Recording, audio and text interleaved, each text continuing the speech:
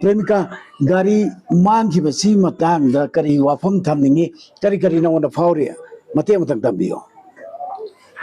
आई याम नुआई जादे मई चाखिबदी कैसुम खंदे अदुन सूरगा चारगा हिंगनी न खल्लगा वाखन चाउथोकना लै मई चाखरजु अखोय खता चाको नते लोइमक चाकनरिबा ngaतनी हायरगा युम संगागदबजु अदु थादु संगागदब वाना दुजु था तरे नुचंगै होनरे साबा लोइरे अदुसु मई थागरे अदुसु कपते मी लोइ तौनरिबसिबु अखोय खता नते हायरगा वाखन चाउथोकना लै अदुबु ऑक्टो मई ऑक्टो मीन हुरालम नुमितुदा माना लाखो फिबम तो आई ngasijo kaudui kappajo khangde mana du numita yumda yo phajana kappe ma mai chakko sumaina waka nungai tabu leite adubu aina sarkar da haining badi moinang akhoi gi layeng ningai khot ningai senthok tin dong ningai gari ama thambidamaga di akhoi gi gari du dumaina da sa ta roi thambide moina jo game sida leiriba akhoi gi yu khurima ki oina ba अखोई मतेंग पागनर बाथु काइगी ambulance सिखंगदे गाड़ी एमदि arrange तौबिफम थोपने Moina doctor थारकनी हिदाक सुना पिरोय अखोइदा doctor येंगे सुथोमनी हिदाक पोरक्ते हाइनी चे इरगा थवमनी इचा नारजु अखोइना हिदाक लैबे यावी Moina पोरक्त्रमने यावदे हारबने doctor गिदी येंबम थोपे येंबिरमगनी अदुना अदुम चथोक चसिन जे फांदा अदुम तौनबनिना doctor की गाड़ी अमजु थमनिंगी पाबुंग बिरेंदजु आइना हाइनिंग बदी असुक यामना अखोइना वाबा तारबजे पाबुंग बिरेंदजु खरा मतेंग पांगहनिंगी मोइना माना मकोक तो ओइरबदिना माना गाड़ी थममगदी ngasiगी थौदोकसे थोअमदबजु याय अखोइगे अवाना ताबदुचु मंगोंदा मतेंग पांगहनिंगी गाड़ी मांगबद नते प्रेमिका गोगी मुंगदा थेगनरि बवाबसे नाकी युमदगी अउनपोट ओइना नंगिनेना तमक्किबा इमा इपाना नुंसीना पुंसीगी ओइना मदु लेंद्रब खुदम अमनि गाना थमजनिंगबा पोटलम मयाम अमसु यावरमनि अदगी करीम सु पुथोकबा नंगदबने अदुगुंबदे आइना कदी चोकंदरे ओइ मी लोइ चांगनरिबनि खल्लगा अदगी युमसे यामना वाना तुंखचदना सेमजबा साजबा अदुगा आइगी युमसे संगा दौरेको गायना लोना येंगगा नुंगाइजबा युमसिगी मखादा लेरगा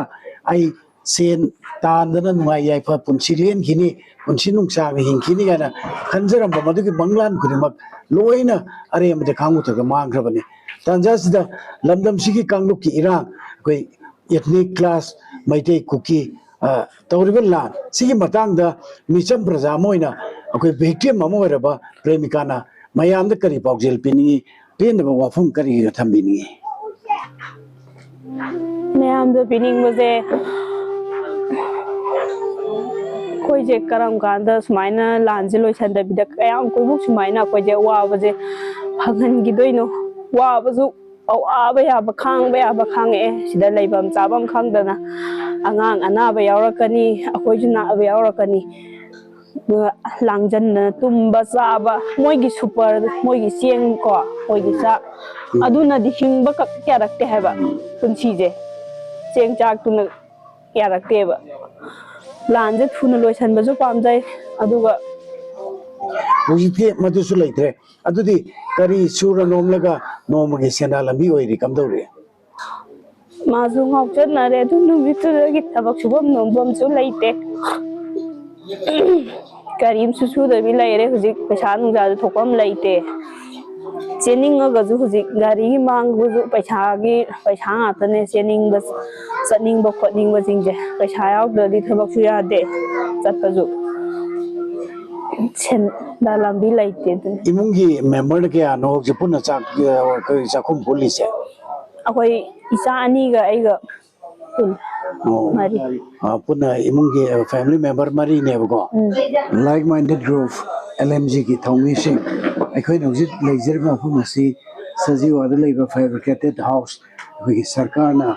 lan general club lamdam si maitai na refugee oraba akhoi isi ginau sing makoina wana khangliba yum sing aduda leiriba inaw magni unna wari sanajana kai thorang tawjari basi hairiba inaw si limit kharani ki mamang rimsta auto thauraga punsi hingana bhona jariba tasenamag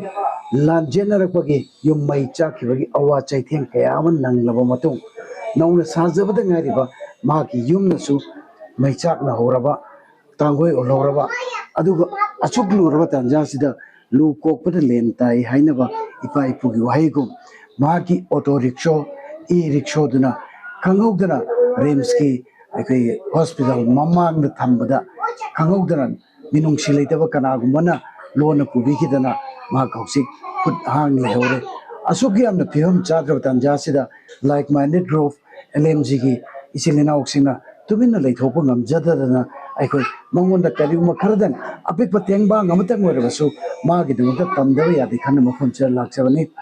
ꯎꯅꯖꯔꯤꯕ ꯏꯅꯥꯎ ꯑꯁꯤꯒꯤ ꯃꯤꯡꯅ ꯁꯟꯗ꯭ꯔꯥꯝꯕꯝ ꯔꯥꯀꯦꯁ ꯏꯀꯧ ꯍꯥꯏꯔꯤꯕ ꯂꯝꯗꯝ ꯑꯗꯨꯗꯒꯤꯅꯤ ꯃꯍꯥꯛꯀꯤ auto ꯃꯥꯡꯈꯤꯕ ꯅꯨꯃꯤꯠ ꯑꯗꯨꯒꯤ ꯋꯥꯔꯤ ꯑꯩꯈꯣꯏ ꯈꯔꯗꯪ ꯈꯨꯗꯣꯡꯆꯥꯕ ꯂꯧꯔꯒ ꯉꯁꯤꯒꯤ ꯇꯦꯡꯕꯥꯡ ꯈꯣꯡꯆꯠ ꯑꯁꯤꯗ ꯃꯌꯥꯝꯗ ꯄꯥꯎꯗꯝꯖꯒꯦ ꯔꯥꯀꯦꯁ ꯅꯨꯃꯤꯠꯇꯨ ꯀꯔꯤ ꯅꯨꯃꯤꯠꯅꯣ ꯑꯗꯨꯒ ꯀꯝꯗꯧꯅ ꯃꯥꯡꯈꯤꯕꯅꯣ ꯁꯦꯞꯇꯦꯝꯕꯔꯒꯤ ꯇꯥꯔꯤꯛ 25 ꯅꯤꯡꯊꯧꯀꯥꯕ ꯅꯨꯃꯤꯠꯅꯦ ꯔꯤꯂꯤꯐ ꯀꯦꯝꯗ ꯑꯍꯟ ꯑꯅꯤ ꯀꯅꯥꯁꯨ ꯃꯆꯥ ꯃꯁꯨ ꯂꯩꯖꯗ꯭ꯔꯦ ꯃꯣꯏꯒꯤꯗꯃꯛꯇ ꯑꯗꯨꯗ ꯏꯕꯨꯡꯉꯣ ꯅꯨꯃꯤꯠꯁꯦ ꯑꯩꯉꯣꯟꯗ ꯑꯩꯁꯨ ꯍꯛꯆꯥꯡꯁꯨ ꯈꯔ ꯅꯨꯡꯉꯥꯏꯇꯦ ꯏꯕꯨꯡꯉꯣ ꯗꯥꯛꯇꯔꯗ ꯑꯝꯇ ꯆꯠꯃꯤꯟꯅꯧꯁꯤ ꯍꯥꯏꯕꯗ ꯏꯅꯦ ꯉꯁꯤꯗꯤ ꯍꯛꯆꯥꯡ ꯑꯩ ꯅꯨꯡꯉꯥꯏꯇꯦ ꯑꯉꯥꯡ ꯑꯃ ꯊꯥꯕꯤꯔꯒꯦ ꯑꯉꯥꯡ ꯑꯃ ꯊꯥꯕꯤꯗꯨꯒ ꯆꯠꯂꯣ ꯍꯥꯏꯕꯗꯨꯗ ꯑꯍꯟꯗꯨꯅ ꯏꯕुंगो नंगा चमीनाबना नंगना डॉक्टर की लंबी दो खरा खंगे नंगा चमीनाबना खरा नुंगाय अंगांग अमा थाबदुदि मोनसु करिसु खंगदे इनि होइजे कनासु लेते इसासु लेते इशुजु लेते हाइबजिदा अइजु हक्चांग जे नुंगाय तबदो थादोगा वाखनजिदा मचा मसु पलकपदुदा लांजेंगना आदगी कुकीना युम मई थारगा तानबिरगे सिदा अवाना पुन्ना लैमिनारे सिदा अइजे हक्चांग नुंगाय तबदो खंद्रे अइना नुंगाय तबसे पोगा अइजे रिमसिदा पुखले मोजे पुखलगा असागी ऑथोरगी सरू येंगबमजिदा मोजे अइना थंबिरगा टिकेट ककपिरगा थममगा इने अइ गाड़ी मनाक्ता संगुगिगे नोय डॉक्टर दो येंगा थोलोको आइरमगा मकोजे फजना सिनाबिरमगा अइजे अइ ऑक्टोजिदा पुंग 9 तारमदाय स्वाइदगी अइजे तुम दबजिदा तुम थोकरेबा अइजे तुम थोकरेबजा अइना मेकअप थोलकपजिदा पुंग 13 मुक तारमदौरे अदुदा अहन अनिजे थोलक्तरे अस कदरबजानो अहन अनिजे थोलक्तेन अइना गाइदे कुमदबजिदा ngसाइ अहनजे अइ कौबा थोले डॉक्टर अमता लाओ हाइदा गुली चाबगी मतमदो अहनजिदा हाइबदि ज्ञान ताद्रे कनागा लाकमिनगे हाइना अइजे चंगगा डॉक्टर दुना ताकपिरगा अइजे अहनदुगी हाइदा लांगथकसे लैबिरगा इप अहन अनिजिदा इने नोय सिदा लैरमको अइ गाड़ी लौजरुगिगे हाइरगा अइजे गाड़ी लौबो थोलकपजिदा अइगी गाड़ीजे अइगी खांबा मपादो कारम खाममेबा अइ अदुदा अइ वाखनजे यामनो सोइ लाव अइगोंदा कइनो अइगी गाड़ीजु अइ खांबो ओनरबा जाला हाइरगा अइजे चेलगा गाड़ी खामेबा गाड़ी 30 निफु मु खामे गाड़ी अदुदसु असोंदसु गाड़ी म्याम खामे अइजे कोचेन चेलगा येंगमने येंगबजिदा अइ गाड़ीजे लैबो उदबजिदगी अइजे लंपेन कैंपस मनुंगदगे लंपेन पुलिस स्टेशन खोंग चेले अइजे सर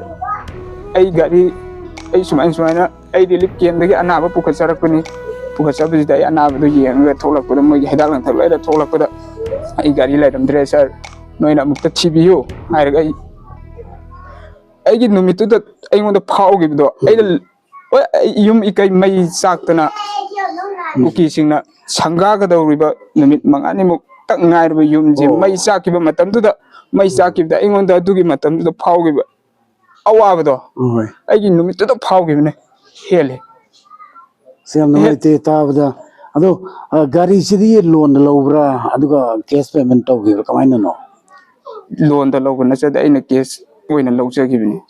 अमाउंट क्या मुक्ता लौगिया लुपा लाख अहुमगा मतमदुदा लुपा लाख अहुमगा मखाइदा लौवे अइना कैश ओइना क्या कुइरबा लौबना लौबजे 2022 की जनवरी दे लौबा संतेन ग्रबा मतमने मधुना पैसा रिकवर तौहोबा ngambagi tanjasu nate tuna yam thamoi sokpa ताबदा अखोई इसादे चिंगसलगा येंगो मतमदा यामना नुआइतबा यामना पामदबा थौदोक अमनेना लौजगे अदो मतंगसिदा कना कना दगगदी पाउ पीखरे अदुगा हाइरिबा गारिसि फंगनबगी लिखुन करी करी गे लई हौजफावदा करी थाजबा याब लई एगी माइकैदगी tawam thokpadi lampen police station da FIR chanjare policing da I ngarang maksu chacharu FIR chanbagi loire haina phone tortana lobu chalu moida sir camera aigi gari khambam da CC camera khilleba camera do am yeng biyo ngarang di yengte yeng biyo ara case ai je lotion biraga hayeng ji yengage aduga ai nong da pau pirage video footage to akoi punna changbadi yengba yaroi aina che tharaga aina yengaga video footage to ai pen writer kaino hapchan biraga punna yengminarachi haire adumaina haibire aduga lilongi Anjuman club to chacharoga hoji sumaina ai relief camp da laijabani moi ju mateng khara pangbiyo haibje thamjarui moide yamna tabda asuke mate nungai teba tamja ama ekhoi sumai onare temjare tasengmadi kanaguma mana khangdana huran bagi lichat na mangoina na madi wakal duda ekhoi lukhiba makhoi duna gari si lobby ram bataragasu ekhoi tongan ba different sections jingagi media house mayam dagi social media gi through dagi nasidi rakesh ke gari do asuki matik bibam chadana relief camp amada lairiba adugo miyoi amagini nungsi biragadi miyoi bagi minungsi yenglaga gari do amta de hando piro na asuki amna laugjara sifawada mayamna tabida base maitei macha moina lamdam sida pogluba manipuri moina ekhoi damata yam nungai taba ekhoi idom de ga jibam pokse aduna ngasiba ekhoi like minded group LMG ki thongmi singna khoimu channel gi through da lakcharaga ekhoina wari sanazari basi karigma tabi ba thoglagadi soidna minung siamaga loinana rakesh maki gari edo kusina bigani habsi ekhoi ase ta thaja ba moina thamje katabda rakesh gi khangjani ise gari zigi registration number na kaya no gari zigi color na karino aduga e-rickshaw ni haibadu madi khangjare ado kari no details kidang haibiyo ai gari je gari ke registration number je MN04G 2979 gari ki color jina black yellow ne ado gari ki model na gari ki BS na akoina BS6 sire ga khangne latest ne sigi makha da tholok pa makha laitri sina latest oire hoje gari si mang batana tara tabada asuki bidi nungai jadri bana puki maite lan sida sabada ngairiba loishin bada ngairiba laina basu natriba sanga ga dabagi numit kharani da ngai dana lairiba aduguma yum dusu mai thado pigiba tumna mangan bigiba asuki amna thamoi shokba tawdok singsi manam loina idana rakesh amde rakesh ki mu manu ma ki loina bi ma ki ima baba kudi makta nangan biriba asuki amna thamoi shokba tawdokse akhoi pobo thang mangam daba chaina mani haina rakesh na ai makhata bo hangoina rakesh lakchege gari si manghore complaint tawrame isa sida phungatpa pakhatpa ningam daba ai manglani gana yamna isa sida kaino yamna ningjing mangjing wakhal lamaga loinana tawong khangna laamgane na khali yumda ai gaibdi akhoi fabricated house relief camp sitana kamdawna halakhiya ai gari jo mangbadi ai police station da chele numise ai laibak thibdi aina ayuk hogolakpaga chatpasida ai phone je ai pu hogdre phone ji pu hogdre isanu pina net su on net tha me man phone yang hogdida phat yang kuiroi dabina ahan je yanga pung drama thoi baro saida halakada mina angang de ju phone ju mangang no pai horomni phone ju pu da bi chale je ade doctor ji hospital police station ji da ai je complaint tawjaro matung ji da aina aigi tadaba ma akhoi ikowdagi chenminarakpa maje akhoi sidadi laite khumalampak lay maju magi okto ju dum hingjarakpani magi number je aina by hat tawe police tagi sir phone dum taw waijage ai mi meda phone to tawjage moide police ta harba matung sida aina phone du lawraga ai tada ji da phone je tawraga tada isma in tawdana ana ba yengobani ꯑꯍꯟ ꯑꯅꯥꯕ ꯄꯨꯈꯠꯂꯨꯔꯒ ꯑꯩ ꯆꯠꯂꯒꯦ ꯍꯥꯏꯅ ꯊꯣꯛꯂꯛꯄꯗ ꯒꯥꯔꯤ ꯂꯩꯔꯝꯗ꯭ꯔꯦ ꯅꯪ ꯑꯃꯨꯛꯇ ꯂꯥꯛꯑꯣ ꯂꯝꯐꯦꯟ ꯄꯨꯂꯤꯁ ꯁ꯭ꯇꯦꯁꯟꯗ ꯂꯩꯌꯦ ꯑꯝꯇ ꯂꯧꯕ ꯂꯥꯛꯄꯤꯌꯣ ꯍꯥꯏꯔꯒ ꯑꯗꯨꯃꯥꯏꯅ ꯇꯥꯗꯗꯣ ꯂꯥꯛꯄꯤꯔꯒ ꯃꯥꯒꯤ ꯑꯣꯛꯇꯣꯗ ꯑꯩ ꯔꯤꯂꯤꯐ ꯀꯦꯝꯗ ꯌꯧꯖꯔꯦ ꯑꯗꯨꯒ ꯑꯅꯥꯕꯒꯤ ꯇꯤꯝꯗꯣ ꯃꯗꯨꯗꯩ ꯄꯥꯎ ꯄꯤꯔꯝꯗ꯭ꯔꯕ꯭ꯔꯥ ꯑꯅꯥꯕꯒꯤ ꯇꯤꯝꯁꯤꯅ ꯑꯩꯅ ꯇꯥꯗꯁꯤꯗ ꯐꯣꯟ ꯇꯧꯔꯒ ꯑꯩꯅ ꯃꯔꯣꯟꯁꯤ ꯍꯥꯏꯈ꯭ꯔꯕꯅꯤ나 ꯃꯥꯅ ꯑꯃꯨꯛ ꯑꯩꯒꯤ ꯌꯨꯝꯗ ꯐꯣꯟ ꯇꯧꯔꯒ ꯑꯩꯒꯤ ꯌꯨꯝꯁꯤꯗ ꯑꯃꯨꯛꯀ ꯑꯍꯜ ꯂꯃꯟꯗꯨꯅ ꯑꯩꯒꯤ ꯐꯣꯟ ꯌꯥꯎꯗ꯭ꯔꯕꯅꯤꯅ ꯌꯨꯝꯁꯤꯗ ꯇꯧꯔꯛꯑꯕꯅꯤꯅ ꯄꯥꯎꯁꯦ ꯃꯣꯏ ꯃꯁꯦꯟ ꯐꯥꯎꯅꯔꯒ ꯂꯩꯔꯝꯃꯦ ꯑꯩꯒꯤ ꯒꯥꯔꯤ ꯃꯥꯡꯉꯤ ꯍꯥꯏꯕꯗꯤ ꯃꯣꯏ ꯑꯩꯅ ꯍꯥꯏꯗ꯭ꯔꯕꯅꯤꯅ ꯀꯅꯥꯁꯨ ꯈꯪꯉꯝꯗꯦꯕ ꯑꯗꯣ ꯇꯥꯗꯗꯨꯅ ꯍꯥꯏꯔꯕꯅꯤꯅ ꯈꯪꯉꯦ ꯈꯪꯕꯁꯤꯗ ꯑꯩꯉꯣꯟꯗ ꯄꯨꯂꯤꯁꯀꯤ ꯅꯝꯕꯔꯗꯨꯗ ꯐꯣꯟ ꯇꯧꯔꯛꯑꯦ ꯃꯣꯏꯅ ꯇꯧꯔꯒ ꯑꯩꯁꯦ ꯄꯥꯏꯍꯜꯂꯦ ꯄꯨꯂꯤꯁꯇꯨꯅ ꯑꯩ ꯁꯨꯃꯥꯏꯅ ꯇꯧꯗꯅ ꯒꯥꯔꯤ ꯃꯥꯡꯉꯦ ꯑꯍꯟ ꯑꯅꯤꯗꯨꯁꯨ ꯑꯩ ꯁꯣꯟꯗ ꯑꯩ ꯑꯍꯟ ꯑꯅꯤꯗꯣ ꯇꯁꯦꯡꯅ ꯍꯥꯏꯕꯗ ꯑꯩ ꯀꯥꯎꯊꯣꯛꯈ꯭ꯔꯦꯕ ꯑꯩꯒꯤ ꯄꯥꯈꯠꯄꯗꯨꯅ ꯑꯩꯉꯣꯟꯗ ꯐꯥꯎꯕ ꯑꯩꯒꯤ ꯑꯩꯗꯤ ꯃꯣꯏ ꯑꯍꯟ ꯑꯅꯤꯁꯦ ꯀꯥꯎꯊꯣꯛꯈ꯭ꯔꯦꯕ ꯉꯥꯛꯇꯪꯗꯨꯗ ꯑꯗꯨ ꯃꯣꯏꯅ ꯐꯣꯟ ꯇꯧꯔꯀꯥꯟꯗ ꯅꯤꯡꯁꯤꯡꯉꯛꯄꯗꯒꯤ ꯑꯁ ꯑꯩ ꯁꯨꯃꯥꯏꯅ ꯇꯧꯗꯅ ꯑꯍꯟ ꯑꯅꯤꯗꯣ ꯂꯩꯔꯝꯃꯅꯤ ꯍꯣꯁꯄꯤꯇꯥꯜ ꯃꯅꯨꯡꯗꯨꯗ ꯑꯗꯨꯝ ꯂꯩꯔꯝꯃꯅꯤ ꯅꯣꯏ ꯑꯗꯨꯗꯒꯤ ꯒꯥꯔꯤ ꯑꯃ ꯆꯠꯂꯒ ꯑꯍꯟ ꯑꯅꯤꯗꯣ ꯂꯧꯈꯠꯄꯤꯆꯣ ꯍꯥꯏꯔꯒ ꯑꯗꯨꯃꯥꯏꯅ ꯌꯨꯝꯗ ꯑꯗꯨꯃꯥꯏꯅ ꯄꯥꯎ ꯄꯤꯌꯦ ꯅꯣꯡꯃꯒꯤ ꯁꯨꯔ ꯅꯣꯡꯃꯒ ꯇꯥꯜꯂꯤꯕ ꯆꯔꯥ ꯅꯣꯡꯈꯟꯅꯔꯤꯕ ꯀꯅꯥꯒꯨꯝꯕ ꯑꯃꯗꯗꯤ ꯑꯣꯇꯣ ꯑꯃ ꯂꯩꯔꯛꯄ ꯂꯣꯏꯅꯅ ꯌꯨꯝ ꯀꯩ ꯑꯃ ꯁꯥꯔꯛꯄ ꯍꯥꯏꯕꯁꯤ ꯇꯔꯥꯏꯕ ꯊꯕꯛ ꯑꯃ ꯅꯠꯇꯦ ꯑꯆꯧꯕ ꯁ꯭ꯇ꯭ꯔꯒꯜ ꯀꯌꯥ ꯑꯃ ꯃꯥꯌꯣꯛꯅꯕ ꯇꯥꯕꯅꯤ ꯆꯥꯒꯗꯕ ꯀꯌꯥ ꯑꯃ ꯃꯗꯨ ꯈꯥꯛꯇꯅ ꯇꯨꯡꯁꯤꯟꯖꯕ ꯅꯣꯡꯖꯨ ꯅꯨꯡꯁꯥ ꯀꯌꯥ ꯑꯃꯗ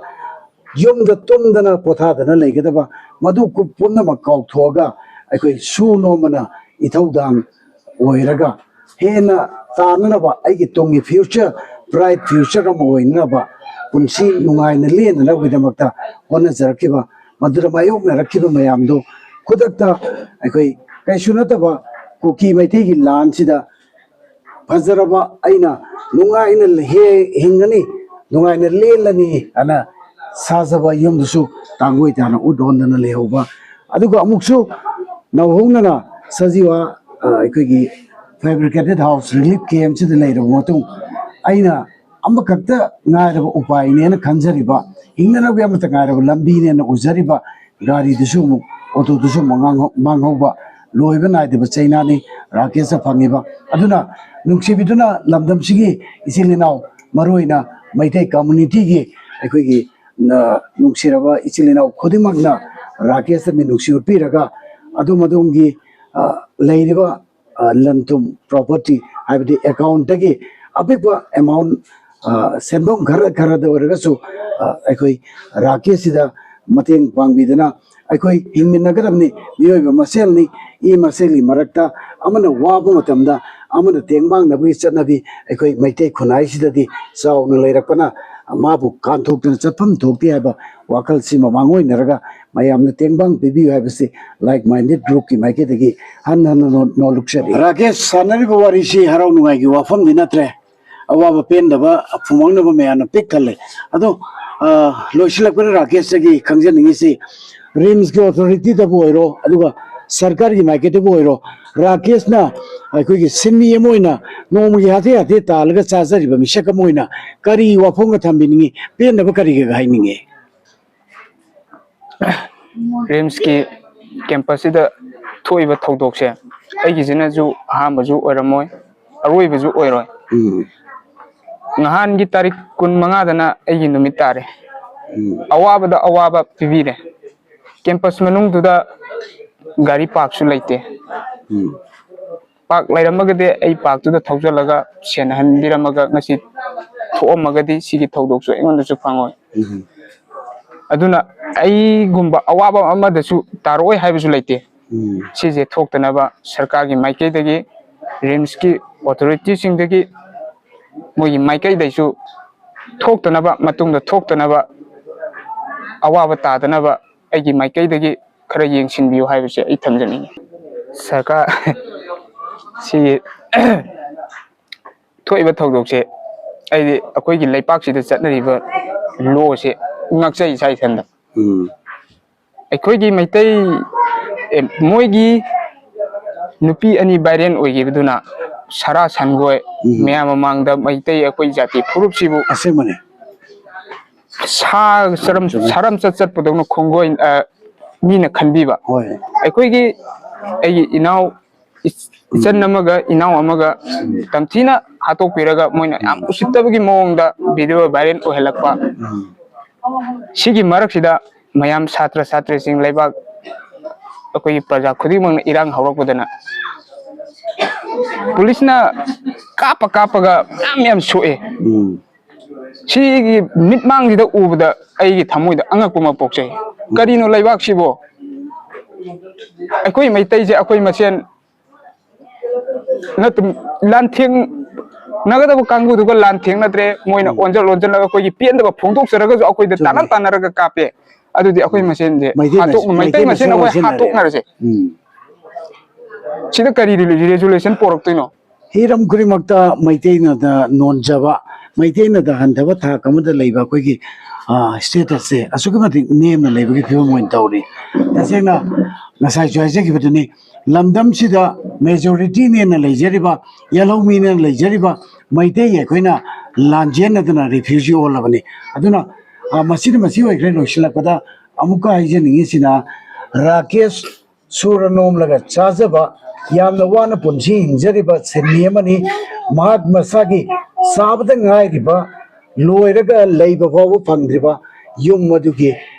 koi mai chaga madudagi awaba kayama mayok naraga aki akhang marakta sajiwagi fabricated house sida relief camp sida laaga buglai jerigaida maki auto mangki bagi remsa auto thanamada leiramdabagi madugi achauba China mamu mayo narimim sakni lamdam sigi silinauk singna rakesh minung siupiraga angam batengbang tongan ba section nagi leibir ba mioi khudimagna pangbirakani habisi aikhoigi achet pathajaba ma thamjari mayam purna ma bukhomjari